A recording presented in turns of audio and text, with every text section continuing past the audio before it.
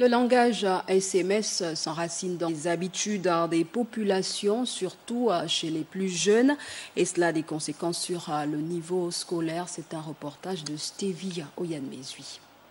La technologie serait-elle l'ennemi de la langue française? La question prend tout son sens au regard des dérapages constatés dans l'écriture aujourd'hui. Un enfant qui va vous dire par exemple je suis à la maison, il va vous doubler les S, n'est-ce pas, à suivre, avec c'est AVK, n'est-ce pas, OK, LM, vous voyez un peu.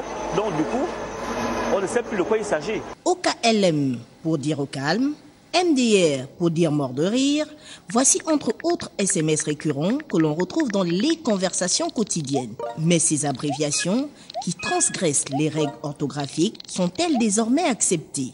Les abréviations issues du langage SMS sont entrées à l'école, dans le système de prise de notes, et très facilement dans la tête des élèves, la tête des étudiants. Il y a cette confusion-là qui s'opère, ce qui fait qu'on retrouve effectivement des bribes, ou du moins des relents de ce langage SMS dans les évaluations. La problématique actuelle est véritablement axée sur le niveau scolaire et universitaire, la rédaction des documents et phonétique orthographique, toutes choses qui impactent négativement le système éducatif. Si on faisait une dictée à un élève, à un étudiant à l'université, je vous assure qu'on serait dans l'ordre, en moyenne, de 40 à 60% de fautes très graves d'ailleurs.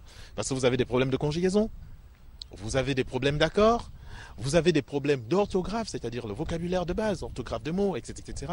Et le problème le plus récurrent, c'est l'accord des participes, etc., etc. Et ça, on le retrouve à l'université.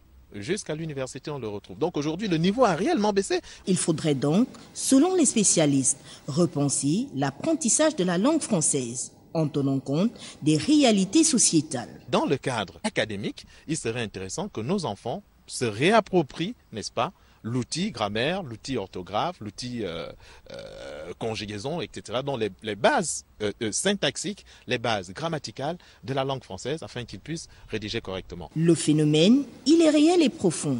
Le SMS, depuis son éclosion dans les années 2000, s'est clairement enraciné dans les habitudes de la population.